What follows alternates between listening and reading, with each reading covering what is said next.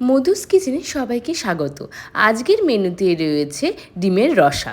প্রথমে চারটে ডিম নিয়ে নিয়েছিলাম আমি বয়েল করে, তারপর এইভাবে কাট করে নিয়েছিলাম।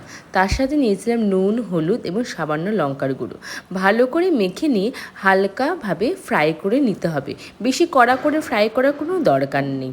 তারপরে কড়াইয়ের মধ্যে আমি গোটা জিরে এবং তেজপাতা ফোড়ন দিয়ে পেঁয়াজ কুচি দিয়ে দিয়েছিলাম। অন্যদিকে টমেটো, আদা, রসুন আর লঙ্কা দিয়ে একটা পেস্ট বানিয়ে রেখেছিলাম।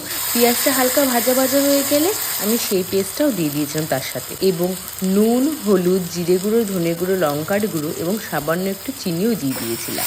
ভালো করে কষিয়ে নেওয়ার পর যখন দেখবেন মশলাটা থেকে তেল ছাড়ছে, তখন জল দিয়ে দিতে হবে, এবং তার সাথে আমি সেই ভেজে রাখা ডিমগুলোকেও দিয়ে ঢাকা চাপিয়ে রেখে দিয়েছিলাম যতক্ষণ না গ্রেভিটা ভালো করে ফুটে গাঢ় হচ্ছে। গ্রেভিটা আপনি কতটা রাখবেন সেটা আপনাদের উপর নির্ভর করছে।